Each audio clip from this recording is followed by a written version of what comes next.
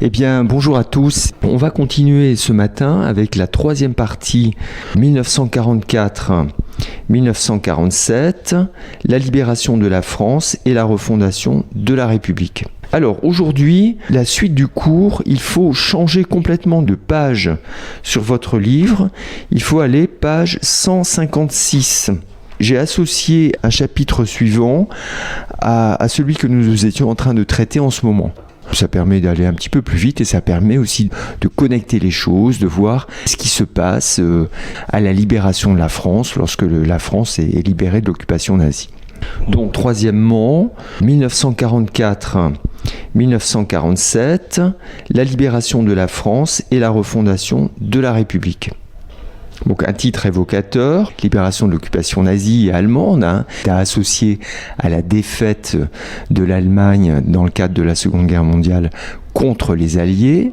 Alors, les Alliés étant les Américains, l'URSS, le Royaume-Uni qui a résisté et finalement la France libre, c'est-à-dire ce mouvement extérieur et intérieur également, avec la résistance intérieure en France, qui va aider, on va le voir, les Alliés à reconquérir le territoire.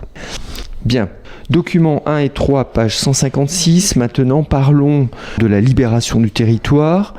Il faut se rappeler cet événement fondateur qui est le débarquement américain du 6 juin 1944 qui a lieu en Normandie. Vous vous souvenez, on l'avait vu, donc vous pouvez le voir sur la carte page 157 en Normandie.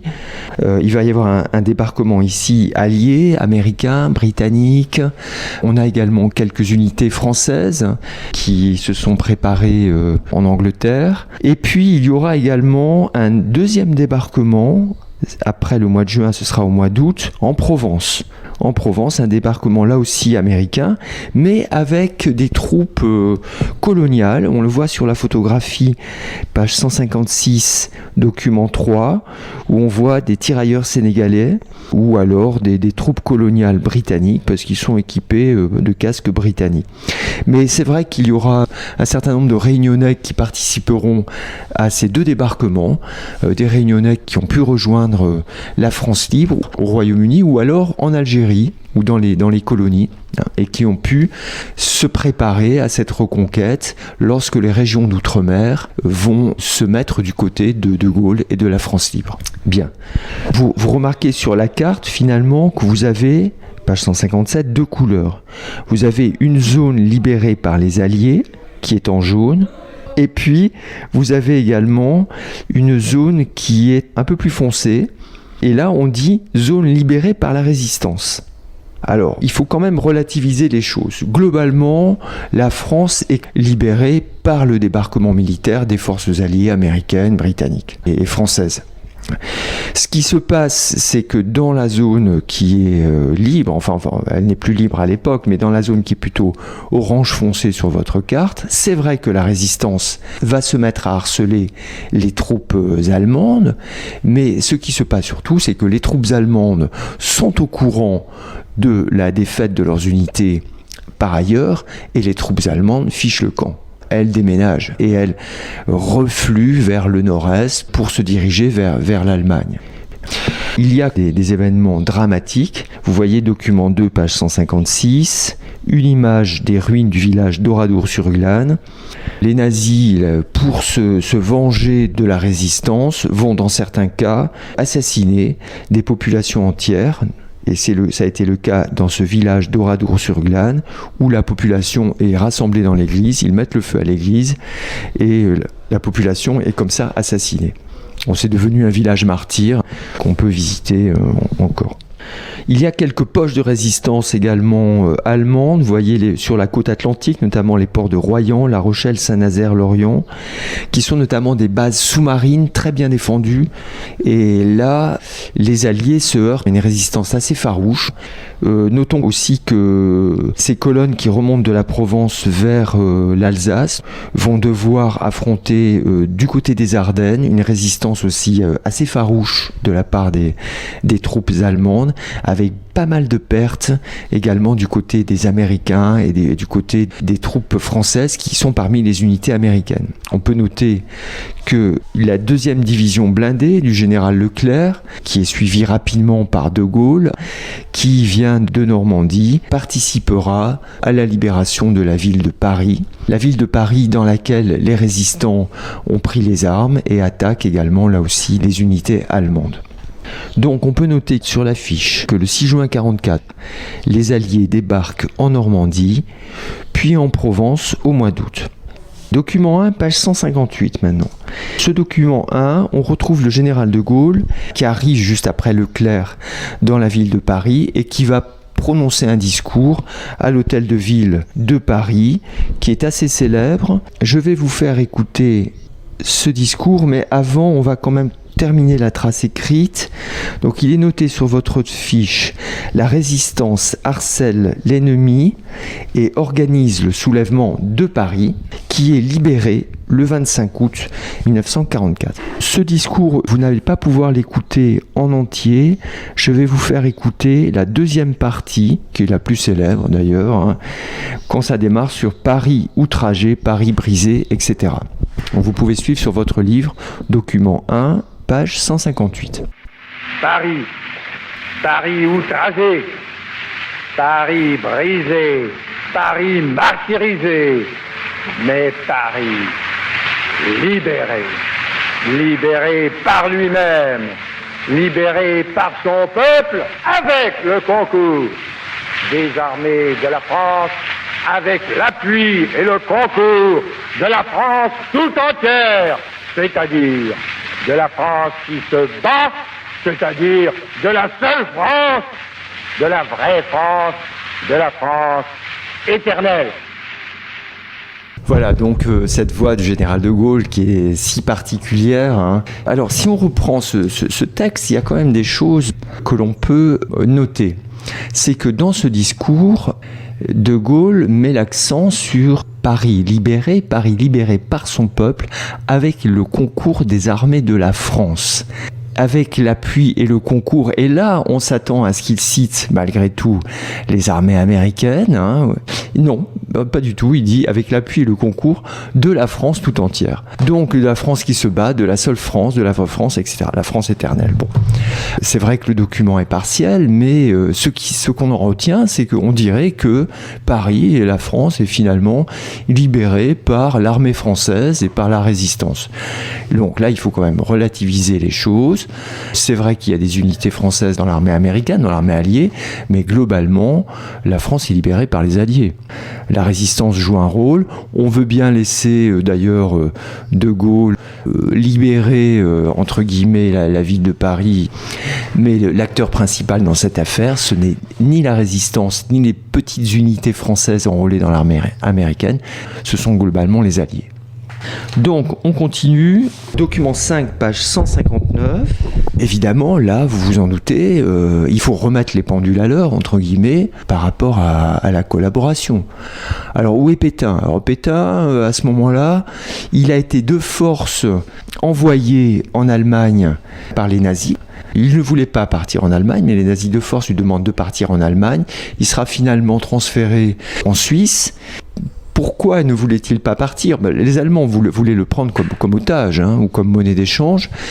Il va demander à aller en Suisse et une fois qu'il sera en Suisse, territoire neutre, il va se rendre aux autorités françaises. On va lire le document 5, page 159, pour savoir comment est considéré ce régime de Vichy par De Gaulle et les libérateurs de la France. Donc c'est une ordonnance du gouvernement provisoire de la République française qui date du 9 août 1944. Là, à ce moment-là, On ne peut pas remettre de nouvelles institutions en place comme ça. Il faut procéder à des élections. Donc, on va faire un gouvernement provisoire. Alors que dit cette ordonnance, c'est-à-dire cette loi qui a force de loi? L'ordonnance a pour but immédiat de libérer le pays de la réglementation d'inspiration ennemie, c'est-à-dire allemande, qui l'étouffait. Article 1. La forme du gouvernement de la France est et demeure la République. En droit, celle-ci n'a pas cessé d'exister. De Gaulle a refusé dans son discours de dire on remet la République en place, puisque selon lui, en fait, elle n'avait jamais cessé d'exister. Article 2. Sont en conséquence nuls et de nul effet tous les actes constitutionnels, c'est-à-dire les lois législatifs ou réglementaires, c'est-à-dire les lois promulguées sur le territoire continental postérieurement, c'est-à-dire après, au 16 juin 1940, c'est-à-dire le premier gouvernement Pétain, et jusqu'à rétablissement du gouvernement provisoire de la République française. Donc il annule toutes les lois édictées par Pétain pendant l'occupation. Voilà, donc on peut noter que De Gaulle prend la tête de ce gouvernement. Sur votre fiche de travail, De Gaulle prend la tête d'un gouvernement provisoire de la République française, GPRF. Et vous vous en doutez, formé de qui? Non pas de collaborateurs, mais formé de résistants. C'est pas tout à fait vrai parce que dans certains cas, certains fonctionnaires français qui ont continué d'exercer pendant la collaboration et seront malgré tout repris dans ces institutions provisoires. On peut noter que le régime de Vichy sur l'affiche est supprimé et la République française est restaurée, refondée. On reviendra sur cette affaire de République un petit peu plus loin. Alors, dans un premier temps, il va y avoir des règlements de compte. Ces règlements de compte des résistants vis-à-vis des collabos ou des collaborateurs prend deux formes. On a parlé, je ne l'ai pas mis dans le cours, dans votre fiche, mais on a parlé à l'époque d'épuration. Épuration, c'est comme si on voulait filtrer, épurer, enlever les impuretés. Et il va y avoir deux formes d'épuration. Il va y avoir une épuration spontanée, c'est-à-dire informelle, improvisée, pas contrôlée, et une épuration légale. Alors, l'épuration légale, ça va être faire des procès avec des tribunaux pour juger les collaborateurs. L'épuration spontanée, ça va être souvent des mouvements de foule qui vont exprimer souvent un désir de vengeance et qui vont s'exercer sur des personnes qui sont jugées comme ça par les gens comme des collabos. Et on va compter quand même 9000 exécutions sommaires. 9000 personnes vont mourir à ce moment-là. Et ces exécutions, d'ailleurs, pour un tiers, elles sont le fait de résistants contre des collabos.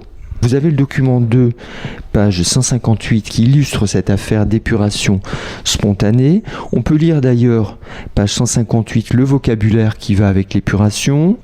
Épuration, répression contre les Français accusés ou soupçonnés de collaboration avec l'Allemagne.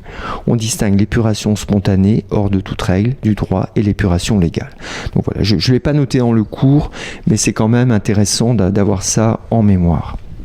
Document 2, page 158. Un exemple d'épuration spontanée, je lis la légende. Entre 1944 et 1945, environ 20 000 femmes accusées d'avoir été trop proches de l'occupant allemand ont été tondues, rasées. Ici, on lit sur une petite affiche qui est posée au pied de la femme qui est en train d'être tondue par des résistants. Honte à ces femmes amoureuses du mark, c'est-à-dire de l'argent des Allemands. Alors, c'est compliqué, parce que ces actes-là sont quand même pas contrôlés. Souvent, contre des femmes, il y a peu d'hommes qui seront tondus. Et on peut considérer ça comme une sorte d'exutoire par une population frustrée. Certains y ont vu une sorte de cérémonie misogyne, où on va reconquérir le corps des femmes et du territoire également, parce qu'après on les promène dans les rues, une sorte de reconquête comme ça symbolique. 20 000 femmes tondues. Et c'est assez dramatique parce que c'est une forme de déshonneur mis sur la place publique, d'autant que certaines femmes avaient pu être de vraies collaboratrices des nazis et d'autres non. Non parce que certaines femmes étaient vraiment amoureuses et avaient fondé des foyers avec des soldats allemands. Non parce que certaines femmes aussi avaient approché les Allemands dans le cadre de la résistance pour obtenir des renseignements. Ensuite, elles n'ont pas été bien identifiées à la Libération comme résistantes. Donc, quoi qu'il en soit, c'est une sorte de lynchage qui est assez décevant, mais c'est un peu le bazar aussi au moment de cette libération. Les résistants forment parfois des troupes d'ailleurs plus ou moins incontrôlées. Moi je me souviens à ma mère qui me racontait que dans ces campagnes de Vendée, eh bien il y avait des FFI, des FIFI comme elle disait, qui passaient couchés sur les ailes des voitures, et les gens en avaient plus ou moins peur de ces résistants parce que c'était des gars qui parfois étaient un peu brigands, un peu voyous, jouaient à la guerre et puis descendaient dans les fermes et demandaient de la nourriture sous la menace des armes. On continue maintenant avec cette affaire du procès Pétain. Alors, on va lire le document 6, page 159. Pétain est arrêté, il est jugé. Alors, on va lire le document 6. La Haute Cour de justice créée en 1944 juge les principaux responsables de Vichy. Philippe Pétain est jugé en août 1945. Il va y avoir comme ça 108 membres du gouvernement de Vichy. Alors, les procès les plus attendus sont les procès de Pétain et Laval. Reprenons la lecture. Dimanche 12 août, le réquisitoire. Le procureur reprend rapidement tous les griefs qu'il vient d'étudier. Armistice conclu dans la honte, abus de confiance à l'égard de la nation, acceptation définitive de la défaite, servilité à l'égard de l'Allemagne, guerre sournoise contre l'Angleterre, persécution, et là notamment déportation. Le gouvernement n'a pu se maintenir pendant 4 ans qu'en collaborant dans tous les domaines avec la politique d'Hitler. Cela, c'est la trahison. 150 000 otages fusillés, 750 000 déportés du travail, la flotte détruite, 111 000 déportés politiques, 120 000 déportés raciaux, c'est-à-dire les juifs. Pendant 4 ans, cette politique a failli nous déshonorer. Elle a jeté le doute sur l'honneur de la France. Pour cela, il n'y a qu'une peine, la plus haute de celle prévue par la loi, c'est-à-dire la mort, et le procureur général Mornay requiert la peine de mort contre celui qui fut le maréchal Pétain. Alors, il va être effectivement frappé d'indignité nationale, de dégradation nationale, c'est-à-dire il perd ses titres militaires, même si celui de maréchal est un titre honorifique et que légalement il peut le garder. Il est condamné à la confiscation de ses biens et à la peine de mort. Donc cette peine de mort, sous l'influence d'ailleurs du tribunal, sera commuée en peine d'emprisonnement à perpétuité par le général de Gaulle qui finalement le gracie. Il va être d'abord enfermé dans les Pyrénées-Atlantiques, au fort du Pourtalais, quelques mois, jusqu'en novembre 1945, et puis il sera transféré sur une île qui est au large de la Vendée, qui s'appelle l'île Dieu, dans le fort de la Citadelle, où pendant 6 ans, il va rester dans le fort. Et puis, sur la fin de sa vie, on trouve quand même que c'est un peu inhumain. Et puis, on ne veut pas être non plus être dans un esprit revanchard, et on veut réconcilier les Français. Il y a cet esprit-là aussi au moment de la refondation. Donc, il sera transféré dans une maison de la ville principale de l'île-Dieu, à Port-Joinville, quelques mois avant son décès, en 1951. Laval, son premier ministre, est condamné à mort et exécuté, de même que Darnan, le chef de la milice, et Bucquart, le fondateur de la Légion des volontaires françaises, c'est-à-dire ces armées françaises qui allaient se battre du côté des Allemands. Voilà pour cette affaire de l'épuration légale et spontanée. Donc, on peut noter sur votre fiche, document 6, page 159. Les collaborateurs sont jugés. Pétain est condamné à mort. On va faire une petite pause musicale.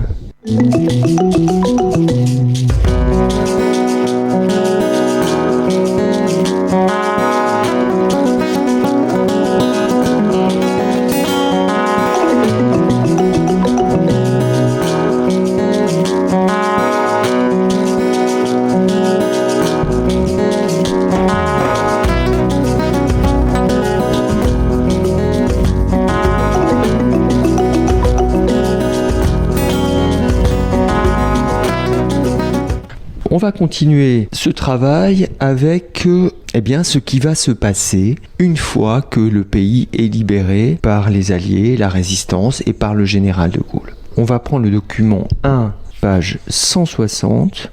Et ce document 1 est intéressant car il s'intitule « Le programme du Conseil national de la résistance ». Vous vous souvenez, on a vu ça hier, la résistance a été unifiée dans une organisation qu'on a appelée le CNR, le Conseil national de la résistance.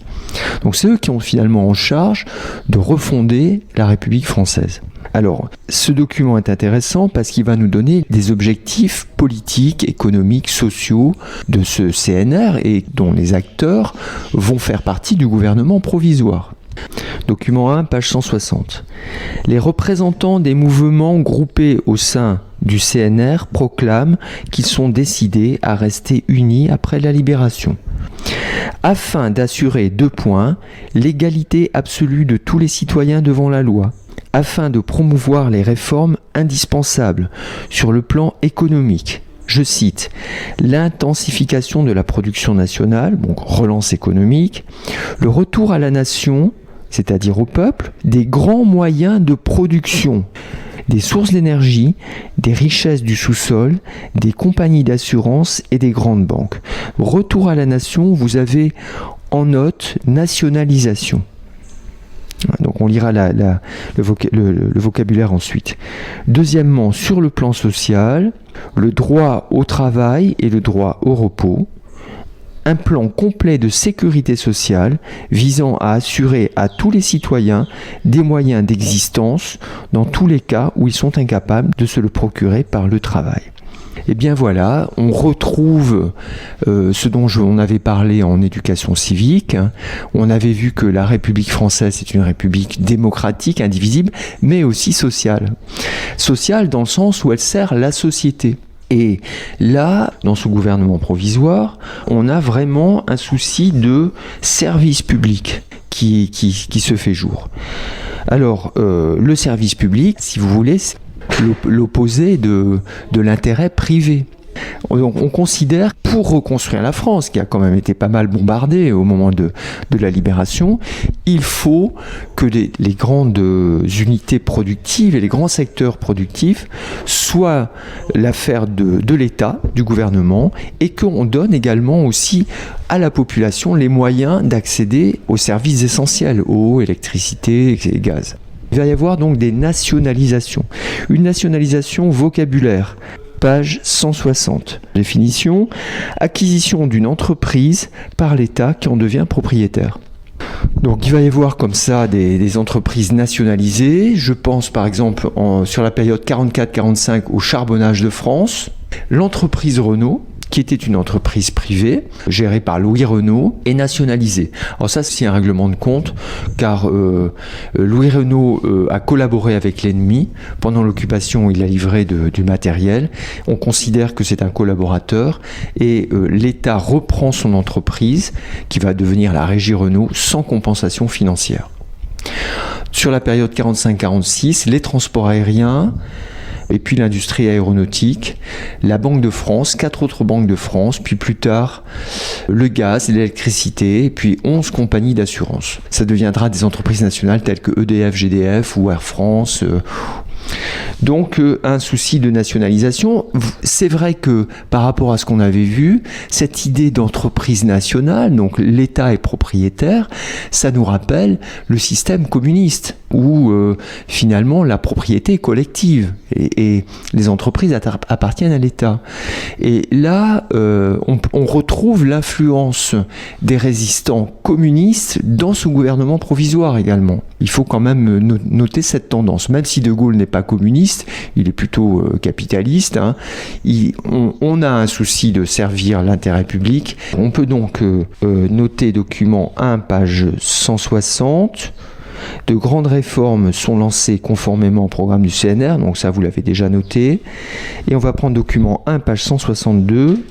C'est une loi qui va donner le droit de vote aux femmes.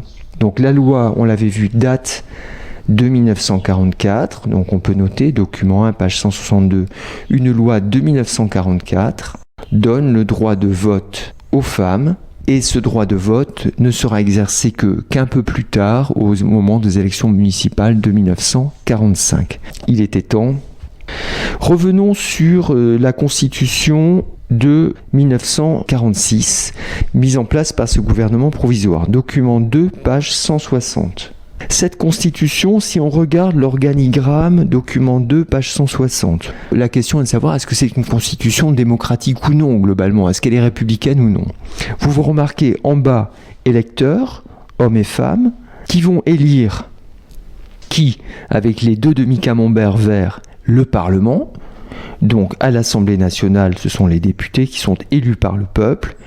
Et puis, ce qu'on appelle à l'époque le Conseil de la République, qui deviendra le Sénat, est indirectement là aussi élu par le peuple.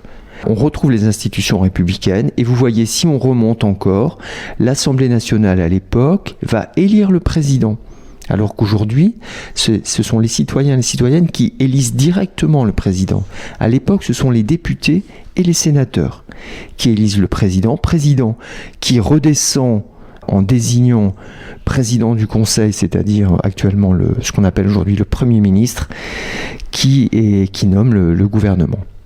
Voilà, donc effectivement un système républicain qui globalement reprend celui de la Troisième République d'ailleurs. Et cette République, on aurait pu garder Troisième République, celle qui existait avant l'occupation et le régime de Vichy. Eh bien non, on va lui donner un nouveau numéro, on va l'appeler la Quatrième République. Donc vous pouvez noter sur votre fiche, document 2, page 160, en octobre 1946. Et ça, c'est une date à retenir, s'il vous plaît. 1946, en rouge ou souligné en rouge. Une nouvelle constitution adoptée par référendum établit une démocratie, on vient de le voir, parlementaire, puisque le Parlement a beaucoup de pouvoir. C'est, la quatrième, en chiffre romain, la Quatrième République. Document 3, page 161 maintenant. On va justement mettre le nez dans cette République, dans cette constitution de la Quatrième République, document 3, page 161. Alors, on va lire le texte, extrait du préambule de la Constitution de 1946. Suivez bien parce que je trouve que ce préambule va nous montrer que c'est vraiment une république sociale. Et c'est intéressant parce qu'aujourd'hui, cet aspect de république sociale est de plus en plus oublié par nos politiques qui privilégient l'intérêt privé à l'intérêt collectif, à mon avis. Et la dimension individuelle et la dimension aussi publique. On y va. 3. La loi garantit à la femme, dans tous les domaines, des droits égaux à ceux de l'homme. 5.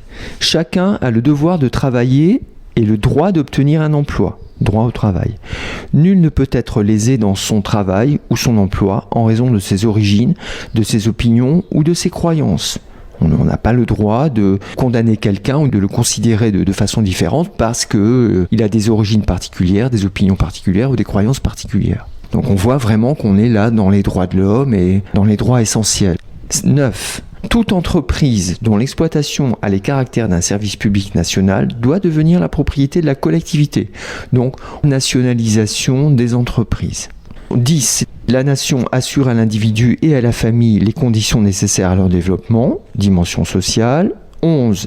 Elle garantit à tous, notamment à l'enfant, à la mère et aux vieux travailleurs, la protection de la santé, je pense là évidemment à la couverture maladie, de la sécurité matérielle, les aides sociales pour les gens qui n'ont pas de travail, le repos et le loisir. Ça nous rappelle les 15 jours de congés payés du Front populaire et le droit au loisir, donc ça c'est réaffirmé à ce moment-là. Tout être humain qui, en raison de son âge, de son état physique ou mental, de la situation économique, se trouve dans l'incapacité de travailler, a le droit d'obtenir de la collectivité des moyens convenables d'existence, c'est-à-dire c'est l'assurance chômage, et puis aussi c'est la mise en place des retraites. Et puis, document 4, vous allez avoir la création en France, c'est assez unique, de la sécurité sociale. Alors, document 3, page 161, la nécessité d'une reconstruction et l'idée d'un service public national engage la nationalisation. C'est une définition à connaître. Vous pouvez souligner nationalisation en rouge sur vos fiches et retenir la définition, vocabulaire page 160, acquisition d'une entreprise par l'État qui en devient propriétaire. Donc la nationalisation des secteurs clés de l'économie, énergie, gaz, électricité, transport, banque et assurance. Vous avez noté la définition de nationalisation. On va terminer ce cours. On va lire le document, page 169. Une nouvelle définition du rôle de l'État après 1944. C'est un texte de Charles de Gaulle. On peut dire qu'un trait essentiel de la résistance française est la volonté de rénovation sociale. Il n'y a pas de progrès véritable si ceux qui le font de leurs mains ne doivent pas y trouver leur compte. Le gouvernement de la Libération entend qu'il en soit ainsi, non point seulement par des augmentations de salaire, mais surtout par des institutions qui modifient profondément la condition ouvrière. On travaille pour l'amélioration de la condition ouvrière. L'année 1945 voit refondre entièrement et étendre à des domaines multiples le régime des assurances sociales. Ainsi disparaît l'angoisse aussi ancienne que l'espèce humaine, que la maladie, l'accident, la vieillesse, le chômage faisaient peser sur les laborieux, c'est-à-dire les travailleurs. Donc on voit que De Gaulle est d'accord avec cette dimension sociale de cette nouvelle République, la 4e République de 1946. Revenons au document 4 pour finir, page 161. C'est le document qui nous parle de la sécurité sociale. Donc c'était effectivement important de le noter. Donc vous pouvez noter sur votre fiche pour finir ce cours. En 1945, la Fondation de la Sécurité sociale prend en charge l'assurance maladie, les allocations familiales, les accidents du travail et instaure un système de retraite universelle, d'ailleurs qu'on l'appelle à l'époque comme ça. C'est pas nouveau, le projet du président Macron. On y reviendra dans un prochain chapitre, mais il faut absolument qu'on le note à ce moment-là. 1946 est aussi une date importante pour La Réunion et pour une partie des colonies françaises, notamment ce qu'on appelle les 4 vieilles.